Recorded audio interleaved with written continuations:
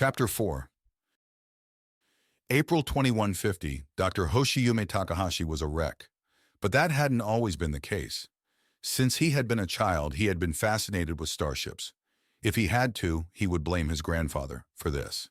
He had been the one who got Takahashi his first do-it-yourself model of a starship from an old movie. That was what had probably started his fascination for everything that had to do with starships. It had been just the attempt of a grandfather to connect with his youngest grandchild, but it had lit a spark in him that with time would grow into a bonfire. While his parents had difficulties relating to their youngest child and thus favored Takahashi's older siblings, even if it had been just subconsciously, his grandfather had no such problems. He had recognized the passion that his grandson radiated and did his best to nurture that fire, knowing as only a grandfather could that he would be special. It took some time, but he could save enough money to pay for a trip to one of the few starship yards that had existed in the early 22nd century. With time, Takahashi's collection of starship models grew, but his interest didn't stop there. Anything that had to do with starships, be it books, movies, or video games, caught his interest. Nevertheless, as it was the case for every child, he soon grew up to become a young adult, but his passion never waned. He went to university to study engineering with a focus on starships and all subjects he thought would become useful for him in his endeavor to one day create the greatest starship in human history. At the end of his education, he was known as one of the brightest minds in the field of starship engineering and an expert in mathematics, physics, and electronics. He was lauded as a genius, and now at 32 years of age. Dr. Hoshiyume Takahashi was a wreck. It had started slowly and hadn't been more than a little annoyance to him at the beginning. Funds slowly became less, and he had been told the equipment that he had ordered would take some time to acquire. That was the answer he would be told again and again until they cut all his funds. They reasoned that his research would take decades to show the first results, and that the funds they had previously forwarded to him could be better used for other projects. Idiots! All of them, had Takahashi cursed. They just couldn't see what he did. Of course, it would take time to see results, after all. He was laying the foundation for humanity to conquer faster than light travel. That wasn't something that happened from one day to the other. Just a very small minority of his colleagues could even understand his vision. The others called his research ludicrous, impossible, or that it would take humanity hundreds of years to start being able to do this. For Takahashi, the case was clear. They had no ambition and their sight too narrow, so they tried to depict him as a madman, to bring him down and make themselves feel better in their mediocrity. The sad thing was that it was working. After he had left the research team he had belonged to, he had tried to find a new place, but nobody wanted him. No governmental-funded research team, nor any company in the private sector. It got even worse after somebody had leaked his fascination with fictional spaceships, and the so-called experts started to mock him as a dreamer who had lost touch with reality, and some more derogatory names behind closed doors. He had no problem with being called a dreamer, because that was what he was, someone with a dream and trying to make it true. But it still hurt to know that even fellow experts discredited his research. It seemed like they had lost the ability to dream, to want more, and not just the researchers that worked on the advancement of starship technology. No, it seemed like all of humanity began slowly losing its ambition and was becoming complacent. The scientific discoveries in the last 20 years were minimal at best, and the advancement of already existing technology was slow. Until something truly shocking happened, Takahashi feared that humanity would take much longer to leave its solar system than otherwise. But what did he care? After all, Dr. Hoshiyume Takahashi was a wreck. He had started to isolate himself from the world and the scientific society that mocked him and even started to laugh openly at him. That had been 4 years ago. Since then, he had only left his apartment in Hokkaido only to buy food and other necessities, distancing himself from everyone he knew, even his own family. A strained relationship between them ever since his grandfather had died in his sleep. Money was no big problem. He still got some from the patent that belonged to him, a pretty small one in his opinion that he had applied for on the side, a method to increase the output of starship engines by 4%. Nothing too incredible in his mind. It paid his bills but wasn't enough to even begin to fund one of his ideas. Without options, Takahashi turned to pure theory. He created designs and theories about FTL travel and the needed engines, about shielding and possible weapons. Nothing was safe from his theories. Nonetheless, without funds, his theories would just stay that. Theories. His mind returned to his happy childhood and teenage days when he would play games and read books and dream about the future. He had been happy then, so he tried to return to them. Book after book, game after game. Takahashi tried to forget the cruel world outside his apartment that hurt him so and had mocked his dreams. They had said that he was losing touch with reality. Then it had been ludicrous, but now it was starting to become true. After 4 years, there were only his books, his games, and his theories, nothing more. It was a lonely life. His appearance and apartment started to reflect it. Trash started to litter his rooms, some of his research between the mountains of cartons of takeaway food. His black hair had grown somewhat wild since it had been some time that he had visited a barber, and even his hygiene was affected by his mindset. The last time he had taken a bath was months back. He made do with showering, and even that was infrequently. After all, bathing scared him. It had begun 2 years back when he took one, and his mind started to wander while he relaxed. He thought about his life until now, and the conclusion was depressing. Then he asked himself why he should continue and not end it here. The first time the thought had scared him senseless. Never had he thought that he would ever consider such an idea. In the next 2 weeks, he tried to go out more often, to find motivation again. It worked. For a time. After that, every time he took a bath, the thought about ending it all came, and every time he considered it longer before dismissing it. But he knew that it wouldn't always stay this way. The idea became more alluring day by day. What was there to lose? After all, Dr. Hoshiyume Takahashi was a wreck. Then that day came, the day that lit the fire of his passion once more. It was the day he showed up at Takahashi's doorstep. Oskar Dennebrun, the man who gave him purpose again and got him out of his depression. For Takahashi, it had started like any other day until the doorbell rang around midday.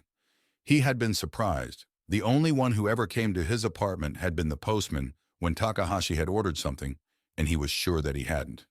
Curiosity piked, he opened the door and saw a man in an expensive-looking suit standing there.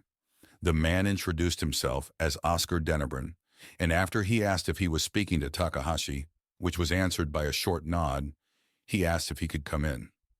Takahashi realized soon that while he asked, it was more like a demand. So he did the only sensible thing. He let Mr. Dennebrun in his apartment. In his living room, Dennebrun took one of the free and relatively clean places to sit, not batting an eye at the state the apartment was in, nor had he at Takahashi's appearance. Intrigued, Takahashi sat down as well and waited for Dennebrun to start talking. And talking he did. He spoke of events that had happened in the last 2 years that Takahashi in his isolation completely missed, cursing himself for ignoring any kind of news, thinking they would only talk about useless things anyway. Alien ruins on Mars? A new element that in combination with an alien artifact at the edge of the solar system that made FTL possible? Within a few minutes, Dennebrun had shattered every expectation that Takahashi had, and something inside of him was starting to rear its head again, a feeling that he thought was long gone. For the next 30 minutes, Takahashi stayed silent and just listened while Dennebrun talked, and the things he was talking about. More than once, Takahashi thought he was dreaming or had gone completely mad. The offer Dennebrun made was everything Takahashi had ever wanted. He had offered Takahashi to become the head of the R&D team that Dennebrun was assembling to research how to make starships better and to develop new technologies that could improve on them even further. He would get to work with the research teams that this alliance had, and his funding would be nearly unlimited. All those theories he could test, all these projects he could realize. Even his work on FTL travel could continue, Mr. Dennebrun even insisting on it, saying that until humanity would be able to build one of this so-called mass relays themselves, that it would be idiotic and naive to rely on an alien technology that they didn't understand completely. If those relays got damaged, they couldn't even repair them and would be trapped in whatever system they were in, unable to do anything. After Denebrin had finished, he said that he would give Takahashi some time to think about the offer and prepared to go. Before Denebrin was even standing, Takahashi had said yes. What was there to think about? It was everything that he had ever wanted. Denebrin just smiled and sat back down. Remembering his manners, Takahashi offered his new boss to make some tea, which was thankfully accepted by him. Over more than a few cups of tea they talked, about the details of Takahashi's new responsibilities and opportunities, about the ideas and theories that he had composed during his self-imposed isolation, and about starships appeared in various movies and video games. Something Takahashi truly enjoyed. Here there was someone who didn't think that the inspiration he got from media was ridiculous, saying that an idea was always just fiction until it was realized by an ambitious person. They talked until the early hours of the evening, not realizing how much time had gone by. Mr. Denebrin bid Takahashi farewell and closed the door behind him, not without telling him that he would be expected in 3 days at his new workplace, and that somebody would pick him up and bring him there. Then there was silence in the apartment. Everything that had just happened still felt like a dream to Takahashi, but the data pad in his hands that Mr. Denebrin left him was saying differently. On it was the contract displayed that both of them had signed, a contract that gave Takahashi purpose again and had brought the fire in him that had been in him since the day he got that model from his grandfather, back to life and stoked it so that it burned even brighter than ever before. Minutes went by until he could tear his gaze away from the signatures that told him this was real, and he saw himself in one of the few mirrors in his apartment. At first, he couldn't recognize the person looking back at him until he realized that it was his own reflection. This scruffy appearance had to go, after all. Dr. Hoshiyume Takahashi wasn't going to be a wreck anymore. Chapter 5. December 2155. 5 years. No, it had been more than 5 years since I've joined the Alliance. It is interesting how fast time goes by when you're constantly busy with work, and I had a lot of work to distract me from noticing. But sometimes you just had to stop and relax, like I was doing now. I was standing on the observation deck of one of the 5 new dreadnoughts the San, the System Alliance Navy, owned, built by my company and after the design of Dr. Hoshiyume Takahashi. No doubt finding and hiring him had been the best thing I could have ever done. The man was a wellspring of ideas and had the skills to make them possible. Of course, the Prothean archives on Mars had been essential as well.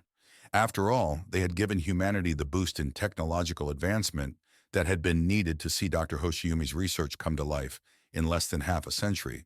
But even if they had not, I would have been surprised if the good doctor would have developed them either way, as long he had the funds for it. But still, he was possibly the most valuable asset in our starship development. Give him a few hours or a day with the data we extracted from the archives or the scans we got from the disabled small scout ship we had found in one area of the ruins, and he would at least understand the concept behind it. If it had to do with starships, of course, anything else was not of interest to him. That man had a one-track mind. Most of the original R&D team of the Alliance had said it would take a year or two to develop a reliable shield for the ships, one of the most important things you should have on a ship. Not just for ship-to-ship combat, but for traveling among the stars in general. Let's say you walk into a wall, it doesn't hurt much. It's more annoying, but now you run into a wall. That hurts a lot more. Depending on the material, the wall gets damaged as well. And now think about this scenario in FTL speeds, which means more than 300,000,000 meters per second. Now multiply this number with 365, and you have the speed of one of the slowest starship engines we have, which can at least travel 1 light year per day. If you run with this speed into a wall, there will be extensive damage to the wall and nothing much left of yourself. In space, it is more akin to the wall doing the running, but the bottom line is the same. There are uncountable microasteroids in space, and if a ship flies into them without some kind of shielding, it can turn very ugly very quickly. Until we had provided reliable shields for our ships, we got extremely lucky in my opinion. There were some minor and major damages, but we had only lost 1 ship. That number could have been significantly higher. Our need for shields was one thing Dr. Hoshiyume worked on almost immediately, and within the year he understood the principle behind it. And halfway through 2151, all our ships were equipped with them. In the end, he explained to me when the first prototype was finished, it is a pretty simple concept. Active E0, so ETSO, which we energize with electricity to create fields that increase or decrease the mass of an object, produces energy that dissipates quickly. But it has the same properties as the mass effect fields. So we just had to catch it somehow, then stabilize it so that it doesn't disappear, and then just build an emitter that we could use to form a shield out of this energy around the ship. Nothing too difficult. The function of the shields is essence pretty simple too. While Einstein would probably curse E0 till the end of time, our formula about kinetic energy still holds true. That means energy equals 0.5 times mass times velocity to square. E equals sine 0 p2.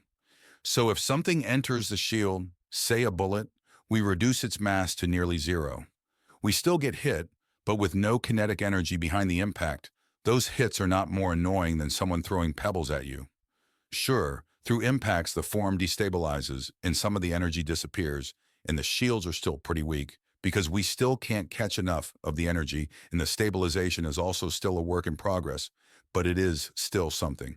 The only thing that made his explanation difficult to understand had been the speed Dr. Hoshiyume talked in. Truly, if he was excited about something, he could give Mordin a run for his money. Nevertheless, Dr. Hoshiyume was a genius. That was clear, especially if you know that his work on shielding had been nothing more than a side project for him that he merely supervised. His main focus was on the development of an FTL drive that would work without E0. This project had already spent more than $1 billion in the first year without showing results that could indicate that success was possible. Any self-respecting businessman would have canceled the project long before even half of that money had been used. But I had faith in Dr. Hoshiyume. It helped that I earned more money than ever before thanks to the alliance and the side projects Takahashi worked on. Our starships got better by the month thanks to him. Better shielding, better weapons, better sensors, faster and more energy efficient. And that were just advancements pertaining to ships themselves, nothing to say of improved methods of constructing them. Well, for the latter, I would have to thank a worker of mine who got his hands on one of my mining drones and recalibrated them to weld 2 ship plates together. When I had heard about this, I ordered a promotion and raise for him and asked him to recalibrate more drones. The time for the construction of any ship was lessened by 7% and the quality raised by 4%. Selling the ships not only to the alliance who was my major buyer but also the civilian populace made sure that the development of a non-E0 drive had no money issues. It still was expensive as hell, especially after the second year when the total cost exceeded $3 billion, but the technologies that were discovered or improved on were worth it. Sadly, not everyone could see that, and I had to do some house cleaning when some people on the board of directors of Ad Astra tried to remove me from my position of CEO. The reasoning was sound after all. Ad Astra wasn't making as much money as it could, and I spent billions on a project that seemed useless. If they had talked with me first, I would have been merciful, but going behind my back was something I truly didn't like. So while they thought they had enough control over the company, if they put their shares together to remove me, I made my preparations to remove them instead. In the end, let's just say they had to get new jobs, and my rivals had an example of what I was willing to do with those that tried to betray me. Nobody wants to know all the ugly details. Anyway, it took Takahashi and the team of experts that he had assembled from different scientific fields 3 years and almost $5 billion to get a working prototype done. Fortunately, Takahashi had made dozens of possible theories of how FTL would be achievable and thought about an uncountable amount of possible problems that could happen and their solutions. Without his work, it would have taken at least 1 or 2 decades even with the Prothean archives if we had the will and determination to do it and didn't care about cost. I believe without Dr. Hoshiyume, the Alliance would have to rely on the ME drives because it would have been too expensive even for me to get it done even before first contact. And afterward, we would have to concentrate on catching up with the rest of the galaxy and give, at first, no thought about brand new technology. The new FTL drive that R&D came up with was nothing short of amazing, and I won't even try to understand the technical details and physics behind it. I know I'm smart, but I'm no genius. However, I could understand enough to know how amazing it truly was. They managed to create a rift in the fabric of reality to create a gateway to higher or lower dimensions than our own. There were still discussions of which exactly to shorten the distance between point A and point B. Between those 2 points, a tunnel was created that the safe travel of the ship secured. When I asked, Takahashi told me that half of the time they needed to develop the drive had been used to research how to exit the tunnel at the wanted point. Opening the rift and getting in had been pretty easy after the energy problem had been taken care of. The opening of an exit rift and how to safely navigate inside had been the challenge. The needed energy for the dimensional rift drive came from small fusion reactors that had been previously used to power entire cities on Earth. To have fusion reactors that could fit into a ship had been already worth the money I invested because ships equipped with them could stay operational more than double the time they had before. And there were hundreds of other uses for them that could bring me my money back. When the time came for the first true test of the DR drive, Takahashi had been a nervous wreck. I believe he was worried about what would happen if it didn't work and if I would fire him. That thought never came to me. He was much too valuable to let him go. The ship with the DR drive, the flying lab test, named by the crew that built the ship, would jump from one end of the system to the other. Long story short, it worked. The rift opened, the ship flew in, and after some time a rift on the other end of the system opened, and the ship came out again without any damage. The only problem was that it took almost thrice the time a standard FTL drive, one with E0, would need. The whole team had been devastated by the knowledge, Dr. Hoshiyume the most, until I pointed out that they had developed a method to travel the stars without relying on any alien technology. They had proved that humans could have done this without any outside help, just with ambition and perseverance. It helped a little, but it would take some time before they got their motivation back. They started another test to jump from one solar system to another, to see if the DR drive could at least make the jump safely. There was no argument against the experiment. They had to know if it was worth developing the drive further or not. Then things got weird. But the good kind of weird. Instead of the expected 9 days, it took the ship just a bit over 5. Not that much longer than the 3 days it would have taken with our ME drives. And nobody could explain why it had happened. So we started a series of new tests. In the end, we found out that the longer the distance, the less time we would need to travel. Some scientists try to describe it like this. You need 1 second per meter if you want to walk 10 meters, but if you want to walk 20 meters and don't change anything, suddenly you would need less than a second per meter. There were 2 theories about how this was possible. One was that the distance got more compressed the longer it was. The other was that the ship would continuously accelerate inside the dimensional tunnel and traveled the complete distance faster. I didn't care why, only that we had another way to travel the stars, and I cared about that Dr. Hoshiyume got his motivation back. We met and discussed what our next step would be, and we decided to test if his engine would be compatible with E0 to possibly combine the 2 drives. He looked downright ecstatic about the topic. The first part would be to test if it was safe for E0 to be exposed to the dimensional rift. They connected an 80-ton container to the ship and send it through the rift to have a starting point to compare how SO would influence the test results. It had been a good idea because they found out that once inside the container started to sway, as if a strong wind or current existed. But it didn't have too much of an influence, and they shelved the observation for later. Right now, it was more interesting how E0 would be affected. They put a small amount of E0 and a myriad of sensors into the container and sent it on its way. Nothing happened, but the team was still wary because the ETSO hadn't been active like it would have to be to produce a ME field. The only thing we knew right now was that we could transport it. The next test had been prepared almost immediately, and they installed a device in the container that would produce a ME field and lighten or increase the mass of the container. Only 1% of the total mass of the container had been reduced for the first test, so that possible dramatic outcomes wouldn't be devastating. Fortunately, even active E0 had been stables inside the dimensional rift. Though it had been noted that the swaying of the container had increased and the follow-up test with an increased mass had shown that the movement of the container had decreased, that there had been no noticeable swaying of the starship had been attributed to its much higher mass, and it had been theorized that if ME field would be employed, that it would be affected by the same dimensional winds, as they were called now, as the container. Testing continued, and one time, the mass of the container had been reduced too much, and the container swayed outside the stabilizing tunnel. It was like a clean cut at the end of the cable. The container had been lost to the dimensional rift. We had experimented much with our DR drive, but never before was the connected danger with it so real to us. Of course, we knew it could be dangerous, but it never was a true concern for us until then. There is nothing like seeing the danger with your own eyes to truly understand it. Nevertheless, we equipped the flying lab test with ME fields and sent it on its journey again, but only reduced the mass to see a small increase in speed. Two things were found out by this test. One, the travel time lessened, and second, the faster you got inside the tunnel, the stronger the winds were. So we just couldn't reduce the mass of a ship down to 100 T and fly through. Instead, we stipulated a maximum.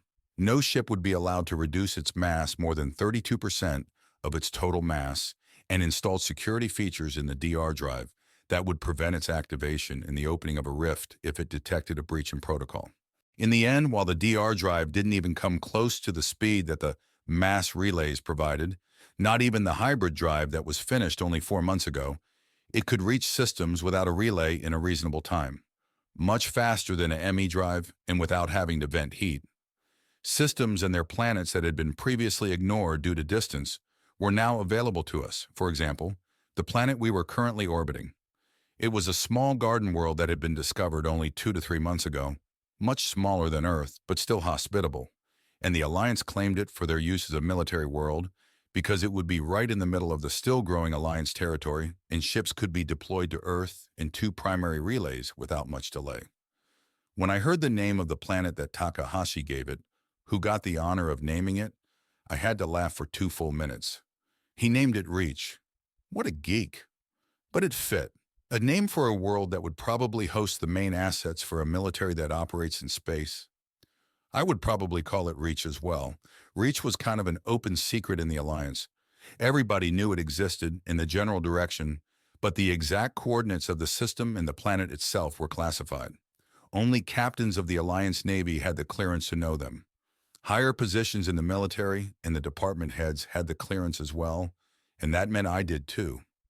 Thinking about Reach and the Alliance military led my mind towards the weapons company I own now.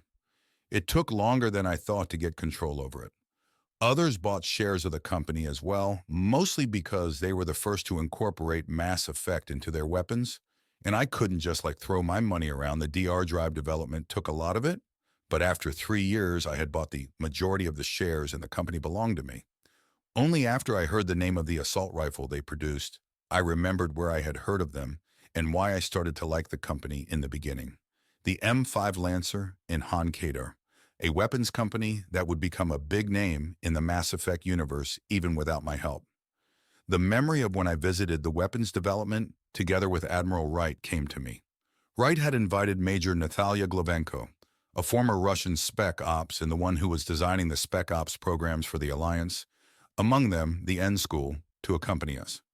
While he knew what weapons should have and do, he said, he was more comfortable with the big ones, those mounted on his ships. So he got Major Glavenko, who was intimately familiar with what a weapon needed on the field. We arrived at the testing range and the Major almost immediately took one of the offered rifles and tested it while a technician explained the details of the rifle to Wright and me. After the technician was finished, Wright looked to Major Glavenko, and I don't know how, but somehow they communicated without any word or moving a muscle. At least from where I stood, it looked like 2 statues were standing before each other. In less than a minute, they finished their conversation, and the Admiral looked back at the technician. "It is a good rifle," he said, and a smile broke out on the Han Kadar employee's face. Until the Admiral continued, "If your enemy is a small-time criminal who starts to cry when he cuts his finger with a piece of paper." All joy vanished from the technician's face at the Admiral's words, and I had to hide a small chuckle. Since I had become part of the Alliance, Wright and I had become friends, and I knew the Admiral loved to be blunt. "If you want to say something, say it," was his motto. Rate of fire, good.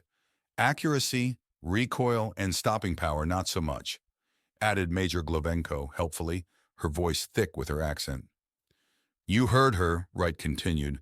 "While it has a good suppressive ability, the rifle is something that fits law enforcement more than the military. We need something with more power." "And what should we do?" the technician asked, angered, and I had the suspicion he had been heavily involved in the design of the M5 Lancer. "Bigger rounds. Wounds are too small, too easily patched up," suggested Glovenko. "If we do that, the rifle overheats too fast and would probably break down after some time.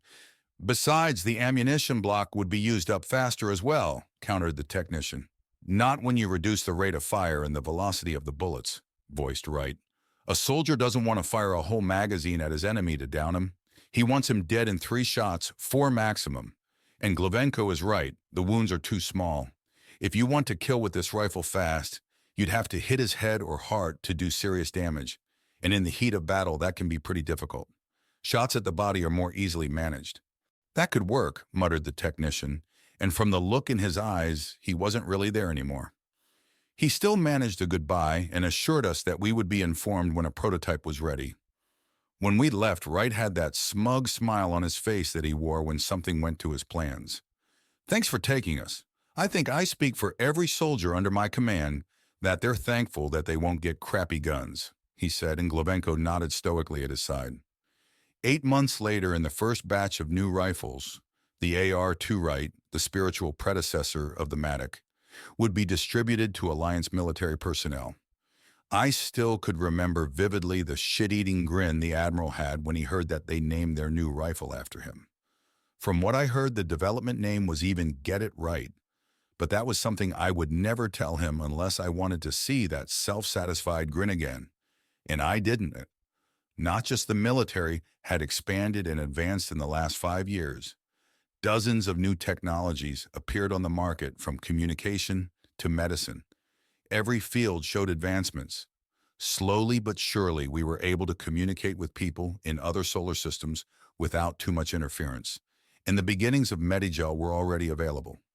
People were joining with the Alliance's colonist programs since the first habitable garden world had been found beyond the Relay, a world called Terra Nova. As of now, the Alliance had found 14 worlds fit for habitation, but only 9 of them had any kind of colonization. Among them, Benning, Mindoir, Eden Prime, and the newest of them, Shanxi. Some planets also had a human presence on them, but those were mostly just for resource gathering.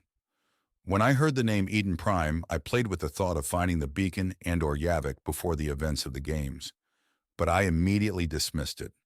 Not because I didn't want to change the timeline, well, maybe a bit, but because I didn't know where to start looking. It took around 30 years since the colonization of Eden Prime until the beacon was found. I wasn't very hopeful that it would be found early, and instead I would not interfere. Else I sent them in the wrong direction, and it is never found. Shanxi, on the other hand, was something I was deeply concerned about. How far could I go with changing things, and more importantly, what could I change? Because just sitting back and letting it happen wasn't an option for me. Neither had I any influence on the exploration arm of the Alliance that was tasked with the discovery of new planets and the opening of relays, who hadn't even found the relay yet, that would lead into Citadel space. Nor did I have any say about how many military assets would be stationed there. Besides, I didn't know when exactly the Turians would show up, or if they even were on the other side of the relay when it opened, and how, or technology, compared to theirs. The Mass Effect games never showed how far the technological gap had been before humanity met the Turians. But I would try to close the gap as much as possible before the first contact. That, and making sure the Alliance had more ships and personnel. The more ships we had, the more could be stationed in colonized systems with the colonial defense fleets, which were still relatively small, especially in the less inhabited systems, and acted more like distractions until a dedicated battle group could arrive. Acquiring more personnel was a running process that required cooperation from different sources. From the Alliance itself, an advertisement company, and many other companies. I knew someone in the marketing department of Colorado Ads, a company in the ad industry that created ads that were personalized for individuals. In half a dozen meetings, we discussed how the image of the Alliance could be strengthened so that more people would join, and what to do when the time came for the first extrasolar colony. She even gave me some ideas concerning taxes that could be used to get people to join up with the colonist programs, which I passed on to Michael Port. In the end, dozens of different ads were placed, some for the Alliance military, for the science departments, administration, colonizations, and just work in general. Some were for the poor, speaking of a new beginning, others for the adventurous, telling them of the wonders of the stars. And it worked, maybe a little too good. Thousands signed up for different programs, among them even those without any kind of qualification. For those who didn't sign up with the Alliance and got a further education there, I created an administration group inside the economic department of the Alliance that was commissioned to find smaller companies and convince them to move to the new colonies and offer apprenticeships there or any kind of work. As long as the people earned money to live, they were happy. The best I could describe the group would be that they were like an employment agency. The influx of new colonists got even higher when Port announced that every colonist would get reduced taxes for the next 7 years, and the people in the new colonies loved it. The people who chose to stay on Earth, not so much. Protests were held in every major city on Earth against the unfair treatment of Earth citizens in comparison to colonists. But one speech from Michael later, not only did the protests stop, but they were even happy about paying higher taxes. I still don't know how he did it, and I probably never will. Did a god bless him? Or a demon? Before Michael, no one thought it possible. People paying more and happy about it? Never. I had heard his speech only casually while I was going over some documents, and I just remember he said something about Earth will always be the heart of humanity, and without a strong and gentle hearth, the whole body dies. Something along those lines, and the people loved it. The man had a way with words like no one before, and I was thanking every kind of higher being that Michael was an idealist and the only one with this kind of talent. Imagine that there were some politicians with less noble goals and that kind of charisma. Terrible. Support for the Alliance was at a high after Michael's speech, and it didn't hurt that we used the taxpayers' money for projects that were in the open and beneficial to the whole Alliance space. The development of a communication network to connect different solar systems was one example of that. It took me some time to find a company that wouldn't waste most of the money we gave them and produce visible results in a reasonable time. One of the comm buoys was currently under construction above reach, and I could see how a ship brought them new components right now. The most important thing for me was the new shipyard that was under construction close to the Oort cloud that had been discovered at the edge of Reach's system. From the first surveys that had been forwarded to me, the Olympus system, where Reach was located, would support a military buildup for the next 200 years, even if our production would increase by 46%. That system would become a game changer in the things to come. Deep down, I knew that. Chapter 6, March 3rd, 2158, 1352. Standard Earth Time. Set. Orbit above Shangxi. Comms, is the message out? Sir, just got affirmation that the convoy has sent it out of the system, responded Charlotte Stenson, the comms officer of the SSV Athens, the only cruiser-class starship belonging to the Shangxi Defense Fleet. Back to her captain. Good. Alliance Command will probably send the first FRF supplemented by ships from the Arcturus Defense Fleet, Captain Salah said, more to himself than to the crew, but still loud enough so that everyone could hear him. But it will still take almost 2 weeks until they are here and ready to kick ass. A shudder went through the Athens. Shields down to 59%, sir, exclaimed Tommy, the weapons officer. So be it, finished Captain Salah, and an expression of determined acceptance settled on his face. Redirect energy from the engines to shielding. We will not go anywhere soon. Coordinate with the frigates. I want concentrated fire on that dreadnought. Take it out. Comms. Relay that all Marines present on any of our ships are to board the Pelicans and fly down to Shangxi. There they will be of more use than up here. A second of silence packed the crew after the captain gave his orders.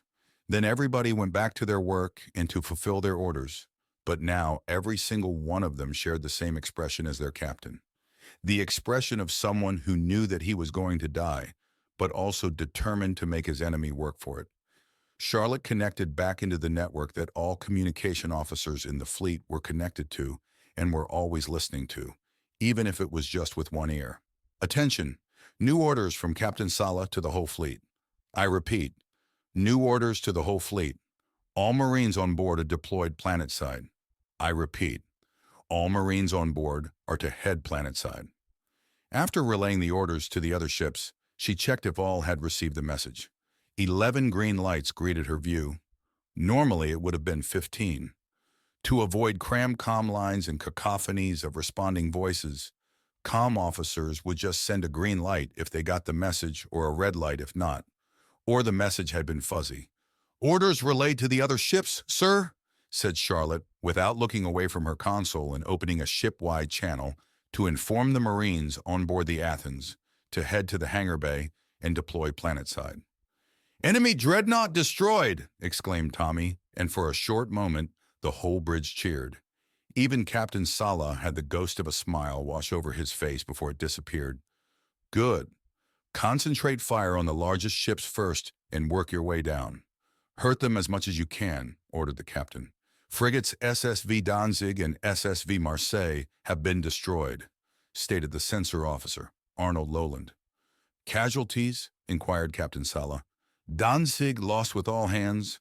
Marseille got one Pelican off, full with Marines, currently headed towards Shanxi. Only grim acceptance filled the crew when they heard the report. They all knew that such announcements would be heard again before they would be reduced to one as well. How long until our Pelicans start? 20 seconds for the first one, 50 seconds for the second one. Tell them to hurry up. Sir, shields down to 37%. 2 enemy cruisers destroyed. SSV Dakota and SSV Portland are down. They got all Pelicans off. Enemy is trying to intercept Pelicans. Redirect our remaining fighters to distract the pursuers. Make sure that the Pelicans can arrive safely. When all are out of range, they are to head down as well. General Williams may have some use for air support. The communication on the bridge flowed between the crew members like water in a small creek. Steady and without interruption. Charlotte knew that she was taking part in it, but if she would have been asked, she would not be able to tell what exactly she had said. All Pelicans are off the ship. Shields down to 18%. Minor damage to the main battery and other non-critical systems. One direct hit and our shields are down completely. Sound evacuation for all non-essential crew members. They are to head to the escape pods first. Orders relayed, sir. Shields are down. Get the pods out! Pods away! Enemy shot coming at us. A moment of silence engulfed the bridge once again before Captain Sala saluted and spoke for the last time. It has been an honor to serve with you. Let's hope we gave the boys down on the ground enough time to prepare and that they unleash hell into these bastards. First round on me. First Lieutenant Charlotte Stenson. Born October 5th, 2128. Died March 3rd, 2158. First Lieutenant Charlotte Stenson served on the Alliance cruiser SSV Athens during the conflict known to humanity as First Contact War. She and 27 additional crew members died when the Athens had been destroyed by the 27th Patrol Fleet of the Turian hierarchy. March 3rd, 2158, 2329, set. Outer edge of Taiyuan, capital of Shanxi, 7 kilometers away from Turian staging ground. For almost 4 months, nothing had happened, and now Shanxi was under siege by an alien force. 2 months ago, there still had been an entire battle group of Alliance ships above Shanxi per the newly minted protocol that had come into effect 2 years ago. Did these fucking aliens wait for an opportunity to shoot them in the back or what? Whatever the cause, Staff Lieutenant Gregory Barnes was pissed. Because of those alien fuckers, his upcoming vacation would be canceled and he could not visit his family on Terra Nova. His son's birthday was soon and he wanted to be home for that. And now? Now he was en route towards the location where the enemy was landing his troops. He and his squad had orders to gather intel on the manpower and equipment of the enemy forces and relay that information back to HQ so that a more accurate battle plan could be concocted. They were a small unit, only 6 people including Gregory, but more would be too conspicuous. Besides, a second unit would make their way towards the enemy on a different route to ensure the success of the mission. With a hand signal, he directed his unit to move forward and use the proximity of the buildings as cover. The sun had set down only an hour ago. The day-night cycle of Shang-Chi was longer than the one on Earth. While that meant that they had to wait longer to have the cover of the night, it also meant that they had approximately 2 more hours of operational time. But what worried Lieutenant Barnes was that the enemy had more time to secure a perimeter as well before the recon op even started. They already had to take a small detour to avoid a scout group of these alien bastards. Who knew how many of them were out there? Only 1 more kilometer and they would arrive at the previously picked observation point. One of the multi-floored houses that were built only 200 meters away from the city limits. From there, they would have a good vantage point. Preparations to fortify the city were already ongoing, especially the 3 natural choke points that were the bridges that crossed Lee River, which separated the city itself in 2 parts. Normally, it would have been 7, but the 2 bridges that were either on the north side or the south side had been detonated to funnel the enemy forces directly through the city to make sure that there was enough cover for their soldiers and that the Alliance troops would not be too thinly spread throughout the city. The aliens could try a pincer attack, but would have to go through the jungle that was growing on the west and north side of the city, and a flanking maneuver from the south would be suicide, or at least very costly. As if nature had known that at this position a city would one day construct it at this location, the southern side on both sides of the river was an open, flat field and was perfectly suited to accommodate the growing capital. No military commander would take this route, and those who did would be greeted fast by sniper and artillery fire. Nonetheless, they had to find out how strong the enemy forces were. Only 300 meters left. Right now, he and his unit had a direct view of the building that would serve them as the vantage point, but they would have to cross almost 100 meters before they reached suitable cover again. And any optional route could have even less or had a possible enemy presence. 2 short flicks of his hand signaled his unit that they would have to move fast, and a third gave the command to go. All 6 of the Alliance soldiers were moving out of cover fast and over the short distance towards the next one. 50 meters had been crossed with Gregory at the helm, and he knew that. The soft echo of a crack reached his ears. Staff Lieutenant Gregory Barnes, born December 15th, 2120. Died March 4th, 2158. Staff Lieutenant Gregory Barnes had been ambushed during a recon operation in the First Contact War by a Turian sniper unit. None survived. He leaves a wife, Victoria Barnes, 36, and a son, Lawrence Barnes, 9. March 6, 2158, 1108 set. Taiyuan, Shanxi, Kalinko Highway. Sergeant Vertus Million of the Turian hierarchy clutched his standard-issue Faiston assault rifle as he walked beside one of the 2 APC that had been added to his platoon. Currently, they were making their way towards the biggest of the 3 remaining bridges that crossed the river. Their way led them along the highway, which went through the whole city in a straight line. At least that had been the intel from the light cruiser THS Malak, which provided overwatch from low orbit. These humans, as they called themselves, had been smart. While the Turian forces were preparing the first day for the march on the city, they had blockaded several of the side streets by either blockading them with transports or downright destroying the street. Of course, it wouldn't hinder them to get through them, but they would slow them down, and the commanding officers wanted this operation to be over fast. Vertus wondered if some of his commanding officers were as uncomfortable with this operation as he was. It had started with the encounter of an unknown ship in proximity to Relay 314 that had been destroyed by the patrol fleet when it didn't respond to their hails and tried to flee. Further investigation brought to light that Relay 314 had been activated, and it had been theorized that the group of pirates that had been reported to cause trouble in the adjacent systems were behind the activation. The 34th Thamsa Patrol Fleet of the Turian hierarchy went through the now open relay to eliminate the pirates and any operation that they may have set up in the system. Above the only hospitable planet in the system, they encountered the presumed pirate fleet.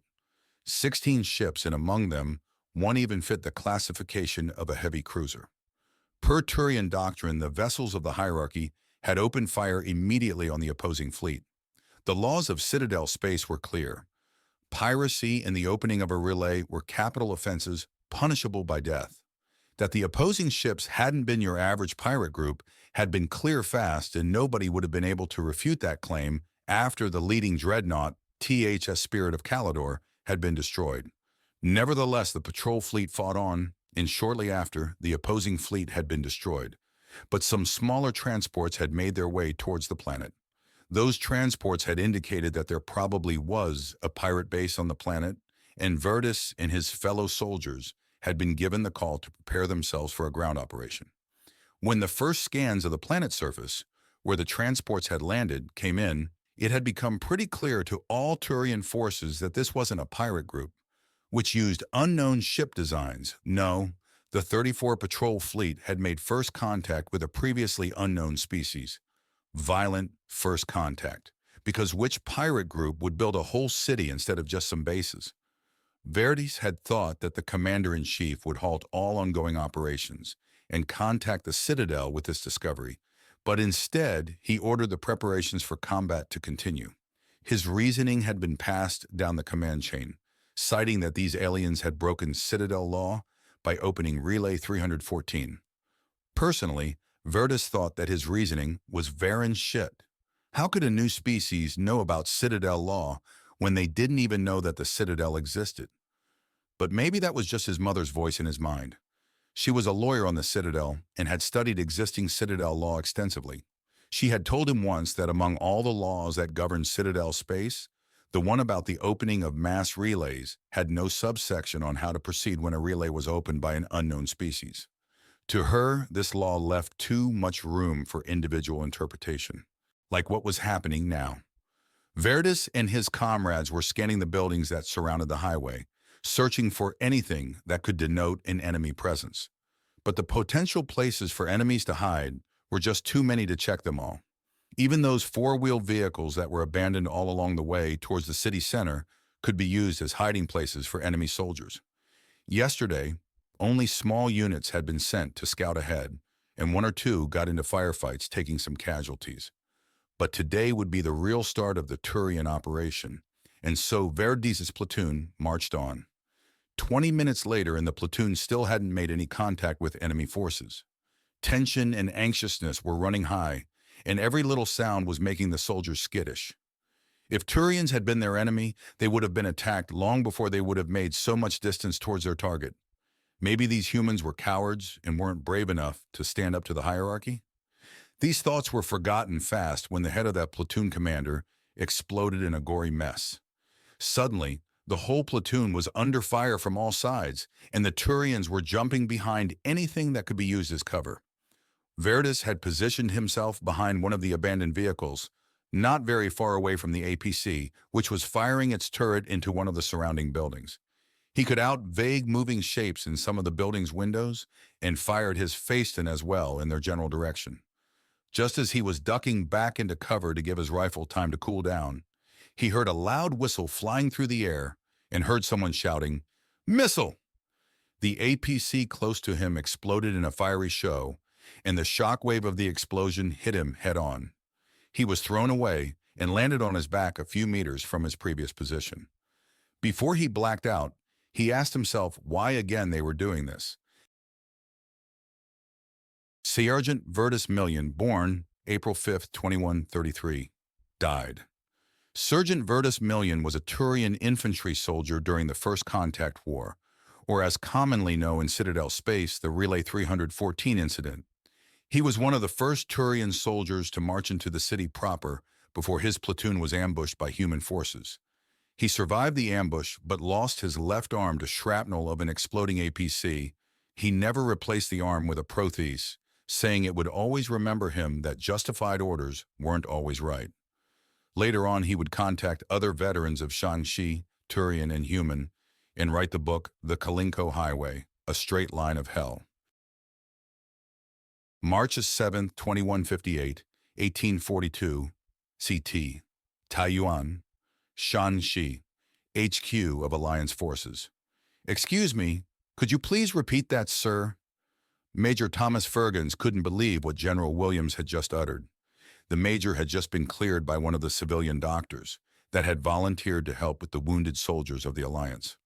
There had been an attack by the aliens on the defense post at the northernmost bridge that remained while he was checking in. Only his new M2 phalanx had stood between him and the approaching aliens at one moment during the attack, and if the pistol had broken the personal shield of the alien just a moment later, he wouldn't have made it until one of the men manning the post could drag him back inside. The doctor had said that his left ankle was broken and several muscles were strained, but he could leave the medical wing under the condition that he would stay away from the front line. Major Fergens swore to himself that he would send a thank you letter to Han Kadar for developing that wonderful piece of a death dealer. As I said, Major, I am considering the option of surrender, repeated General Williams without any emotion in his voice. It seemed like Major Fergens didn't mishear the first time. Still, he couldn't comprehend why the general even considered the option. Anger lacing his voice, Major Fergens asked through clenched teeth, "And why, sir, are you even considering this?" When the general turned around, all anger left the major. General Williams looked old and tired. It just hit him that the general had already been an adult when the first colony on Mars had been founded. "I'm old, Major," said General Williams, as if reading Fergens' mind. "I'm tired of sacrificing soldiers for a greater cause. I saw comrades die in my arms as a grunt. I led units into their death, and later on I never even knew the faces of the soldiers I sent to their death. For every soldier comes the time when he just can't go on, and it seems like my time has come. The only thing I really want to do right now is going home and back to my new granddaughter." A minute came and went without any motion from the two men until Major Fergens opened his mouth. "Personally, sir, I don't care what you want."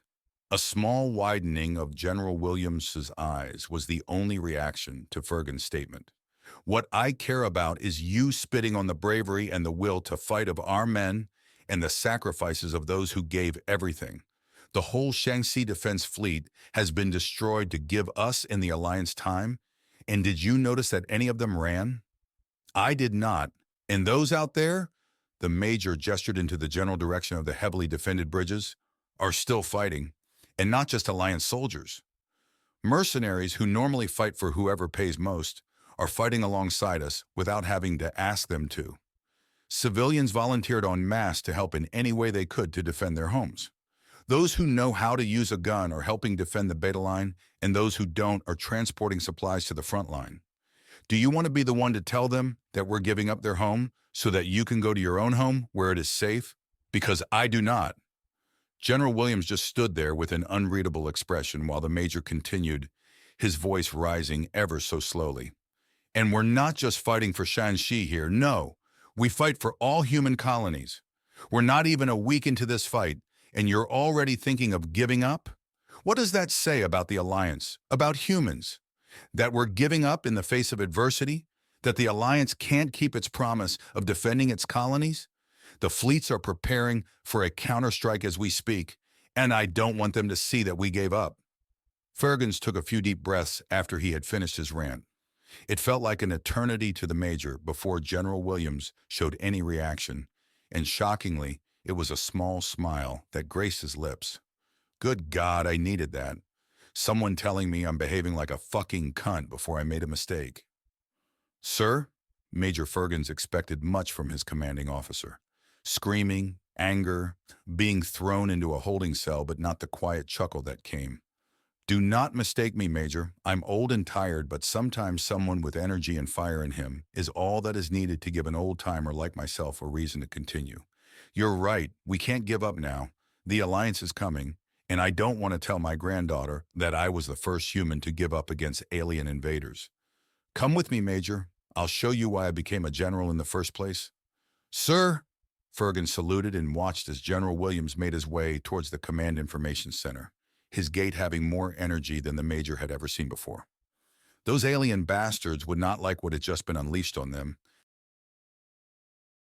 Major Thomas Fergens, born August 12, 2120, died. Major Thomas Fergens was one of the last surviving officers on Shaanxi. Under his command, the defense line Beta held longer than any expected, and the defense line Charlie stopped the Turin advance until reinforcements from the Alliance arrived. Later on, he would be promoted to the rank of general with glowing recommendations by the retired General Williams. He would lead the ground forces during Operation Cold Vengeance. March 11, 2158, 1547 SET. Taiyuan, Shangxi, 8th floor, unnamed apartment building, Alliance side of the river.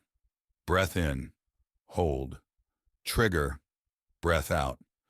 For the 5th time this hour alone, Olivia watched as the head of an unsuspecting alien soldier exploded. He had been unlucky that he took his head out of cover only for a moment too long to scan his surroundings, while Olivia's scope went over his area. In her mind, he was just as unlucky as any other who had even just a pinky toe out of cover while she was on duty. You just don't take any chances when there was an N5 with advanced sniper training around. She stooped her regular sweeping of the opposite riverbank when Nancy, her CFTI drone, highlighted a target.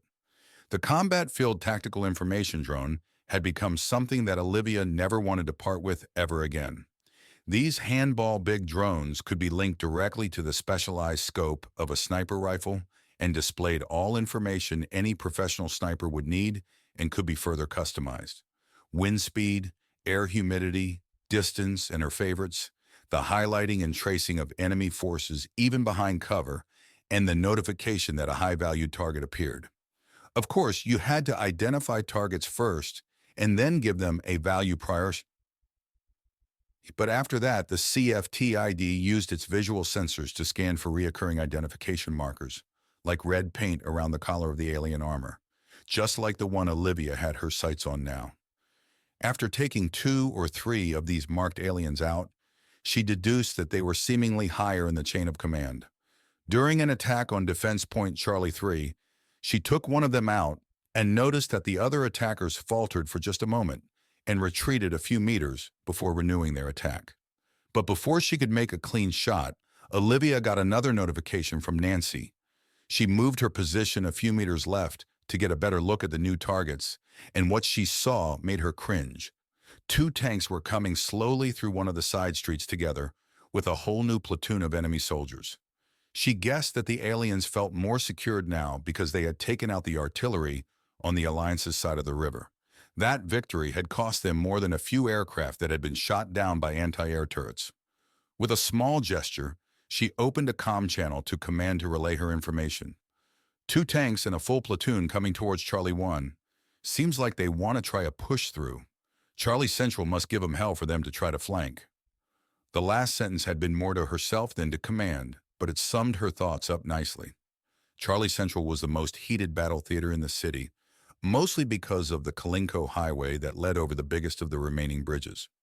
Beta Central had fallen first out of all defense points on the Beta line, but had also been the one under the heaviest attack. While the defenders were falling back to Point Charlie Central, they had taken the heat of Beta 1 and Beta 2 to let them retreat towards the Charlie line orderly and without many casualties. "Copy," answered a female voice with a slight Scottish accent. The general ordered an uppercut on the position. "Your orders are to halt the advance. AP shot to the leading tank." "Understood." An uppercut was a tactic that General Williams had devised to simultaneously attack enemy forces and to let them think that an attack could happen anytime and anywhere without them knowing. Small units crossed the river under the cover of night with salvaged equipment from the Sea Rescue Service, which had been tasked before the invasion with the rescue of anyone who fell into the river. From there they entered the sewer systems to plant bombs directly under the street or enemy staging areas to attack them from underground. Olivia did not envy those poor souls who had to crawl through the sewer right now. Yesterday night she had been on a recon mission beyond the enemy lines and had used the sewers to get there. Only a 20-minute shower had helped to get rid of the stench, and her clothes had to be burned. She was sure that that stench still wasn't gone from her equipment, even while she had cleaned them for 2 hours. Her scope was now directed at the leading tank, directly where the driver should sit. Some Marines had taken a scan of a tank that had been destroyed in the first days of the invasion, and the techies had analyzed its composition and where the driver would sit. Nancy helpfully laid the stylized picture of a sitting alien over the position of the driver. while her left hand held the rifle in position. Her right grasped a bullet in one of her supply bags and pulled it out. By hand, she inserted the bullet into the chamber and waited for the power to reach the necessary level to fire it. Her sniper rifle, the Halcyon, was one of 12, a prototype, and Olivia had been selected among the best snipers of the N school to test it. Now it was getting a field test. The rifle could change its rate of fire from 1 shot to a maximum of 5, to either take a target out or lay down suppressive sniper fire. But her favorite function was the AP shot. An armor-piercing bullet could be inserted into the chamber, one much heavier and bigger than the usual shrapnels that were shaved off of an ammunition block. To fire an AP shot, the rifle had to generate the needed power first, what could take up to 40 seconds before firing. After firing, the rifle was put on a forced cooldown for almost 5 minutes before any shot could be fired again. Not that it bothered Olivia much. After all, any self-respecting sniper would change locations after firing a shot like that. The volume of the shot and its accompanying flash of light was like a billboard sign with the label, "Sniper is here," and a big glowing arrow onto the position. Nevertheless, the sheer power of the shot made it worth it. Shields, armor, nothing would stop it, and the effects on organic targets were nothing that could be told in polite company. "Uppercut ready," came over the comms, and Olivia prepared the shot. Breath in, hold, trigger, breath out. Olivia winced when the pain from the kickback registered to her, but she continued to watch the target. The bright light of the kinetic shields of the tank flared before stuttering out, and if she interpreted the abrupt halt of the vehicle right, she had hit the target. Knowing the longer she waited, the more time the enemy had to fire a tank shell into the building, she stood up, grabbed Nancy, and sprinted towards the stairs and rushed down. Just when she had arrived on the floor below, an explosion hit the one above her, followed by a second explosion and then silence. Carefully, she made her way down one more floor and then slinked to one of the windows. The platoon she had watched previously had been thrown in disarray, with both tanks destroyed and more than half its soldiers dead. The survivors were retreating fast, no doubt to meet up with other forces. But that wasn't Olivia's problem. For now, her shift would be over in an hour, and she was looking forward to a 2-hour break before being deployed again. Her gaze went towards the north, where the jungle met the city. On her way back from behind enemy lines, she had observed how at least 200 aliens went into it, probably trying to find a way around Defense Line Charlie. Those poor souls. She hoped the aliens had good asylums. The plan the general had plotted had been absolutely terrifying, and would probably break even the hardest veterans. Lieutenant Commander Olivia Dare, born March 5, 2134, died. Lieutenant Commander Olivia Dare was an N5 during the First Contact War. Her skill with a sniper rifle got her the infamous name of Far-Seeing Spirit of Shanxi by the Turian forces after she killed a Turian field marshal from a distance above 4,000 meters. After the war, she got a promotion to ENS-6 and has been transferred to Project Artemis. March 13, 2158, 109 Set, Shanxi, jungle north of Taiyuan somewhere. "It's an honor to be part of a mission behind enemy lines," they said. "You are part of a mighty Cabal unit. Nothing can stand in your way," they said. "The hierarchy knows that you will lead us to victory," they said. What they didn't say that this jungle was cursed by malevolent spirits, because what else could it be? People, especially soldiers, didn't just disappear as it had been the case among all 6 platoons that were part of this operation. Some just went around a tree and disappeared. Not a single body was ever found. Sadara knew that logically these humans had to be behind the attacks, that they were responsible for everything that happened to the Turian troops. But not everything in this jungle could be explained by logic. All knew that some malevolent spirit must live here, awakened either by the humans or by the Turians. She didn't know, didn't want to know, she just wanted it to be over. Sleep hadn't come to her or her whole unit for more than 40 hours. Sounds echoing through the jungle, sometimes far away, sometimes far too close for comfort. Shots and explosions in the distance. Her Cabal unit had lost a member after a grenade landed in front of him. Where it came from could nobody tell. And the traps. Don't forget the traps. Those primitive traps were definitely the work of a spirit. These pitfalls, filled with sharpened wooden sticks, were much too primitive of a species that achieved spaceflight, so it had to be a spirit. All of this during the bright light of the day. But even after all of that, Sidara still preferred the day to the night, because the night was much, much worse. She was a mighty cabal. She had taken part in countless missions against pirates in the Terminus systems, but right now she was gripping her Fiaston like a rookie on her first mission. The whole unit sprang to their feet, weapons directed into the dark as it happened again. Those terrifying noises. If she had to liken it to something, it would be the giggle of an Asari child, but much more sinister. Was it maybe the malevolent spirit making fun of them? A cold shudder went down her back at this thought. "I can't take it anymore," cried the young Turian who had been added to their unit just before their deployment to the 34th Thep Patrol Fleet. He stood up and ran into the dark, not hearing Sidara's shouted, "Stop!" firing his rifle wildly around. The rest of the unit could hear how the sounds of rifle fire got more distant before a blood-curdling scream echoed through the trees and then silence. Absolute silence. It was like the whole jungle took a moment before resuming its normal state. And before it could, it happened again. The giggle. The jungle returned to its normal level of noise as if it had never been silent. She shared a glance with the rest of her unit. They all understood. This jungle was their grave. Lieutenant Sidara Kadoros, born February 4th, 2127. Died March 14th, 2158. Lieutenant Sidara Kadoros was a member of a Cabal unit during the Alm Relay 314 incident. Her unit had been chosen, as well as other units and platoons, to traverse the jungle on the north side of the capital of Shaanxi and flank the human forces. Of over 250 Turians who went in, less than 40 returned.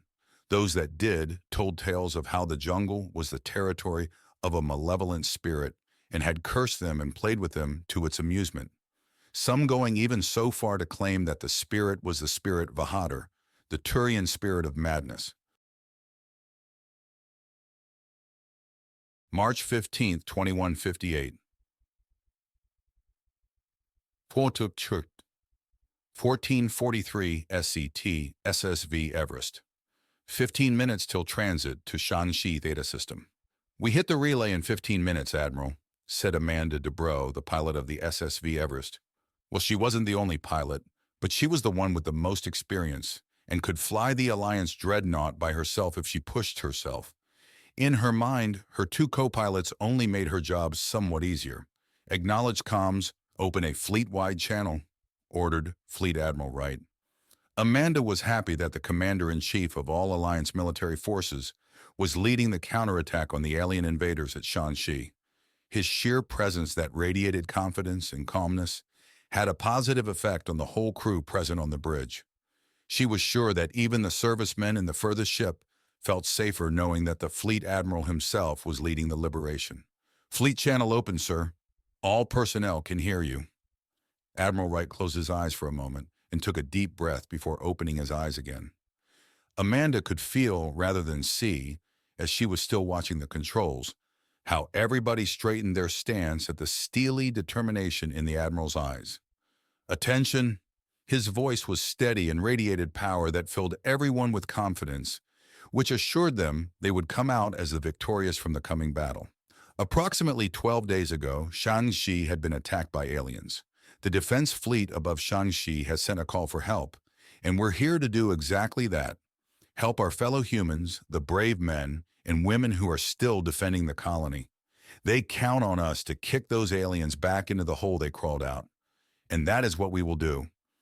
A cheer erupted on the bridge and over the fleet channel. Everybody was prepared and motivated to do their part. The SSV Sahana has been deployed to gather information on the enemy's strength and position. She is in the system since yesterday evening. Her onboard 6 systems will transmit firing solutions to every combat ship on entry into the system. If the identification code checks out, I want everybody to upload the solutions immediately. Get to your positions and fire on my signal. The alien fleet will get a nice greeting from us before they even know that we're there. Right out. "Hitting relay in 5, Amanda said after a short pause. Only marginally turning her head to her co-pilot on her left, she added, "Lieutenant Hackett, prepare to transmit weight data to the relay. I want to get through the moment we get close enough." "Aye, ma'am," responded the young lieutenant. Amanda liked the young second lieutenant. He was hardworking and polite, while he showed a spine even in the face of superiors. He was slated for a promotion to first lieutenant in the next month. Not that he knew it. She only knew because she had talked with Admiral Wright and recommended Hackett for promotion. Being the helmswoman of the fleet admiral's flagship for 4 years had its perks sometimes. The admiral even let show through that he was keeping Hackett on his ship and personal assistant. He had seen something in the young man and would be probably tutoring him to one day to take over his position as fleet admiral. Not that she cared about that she was possibly sitting next to a future admiral. No, what was important lay directly in front of her. If they didn't survive the coming battle, it would be meaningless. We're in proximity of the relay. Sending data now. Energy levels are rising. We're going through. The stars of the universe elongated as the SSV Everest accelerated to speeds that had been decried as impossible not even 2 decades ago. All readings clear, no problems with the activation. ETA to Shaanxi Theta, 2 minutes, Amada told the Admiral after she checked the monitors for any kind of anomalies that could hinder the ship in battle. "Are all systems online?" The Admiral asked the whole bridge to get a status check. "Weapons online and ready. Sensors online. Shields online. Reactors online and ready to divert energy if needed." All stations gave the all-clear, and Admiral Wright nodded. A notification on Amanda's main terminal informed her that they would drop out of FTL shortly. Dropping out of FTL in 4, 3, 2, dropping out. "We've arrived," she narrated the countdown on her console. "We're getting hailed from the Sahana. Codes approved. Transmitting data to weapons and helm," announced the communication officer, who got transferred to the Everest just before deployment. "Got it," said Weapons. "Got it," repeated Amanda when the coordinates appeared in front of her. In a small calculation later, she added, "ETA to firing position, 3 minutes." "Sensors shot once," asked the Admiral. "Have they noticed our arrival in the system?" It seems like they did not, at least not yet. The interference from the magnetic field of the gas giant Eridan is reported to disrupt the detection of incoming ships. It seems like the element of surprise truly lies on our side. I want the fast ground deployment ships on our right flank. When we engage the enemy, I want them to make a run for the planet. If they have to, they are to go into low orbit on the far side of the planet and fly around. Message sent, they replied, "Affirmative, sir." "ETA 30 seconds, said Amanda. "Enemy lines are reorganizing themselves. They noticed us." "So be it. Ready yourself, it will begin shortly." 10 seconds. The last 10 seconds until the Everest and the rest of the fleet were in position were agonizing. As if time itself was slowing down, every second felt longer than the one before.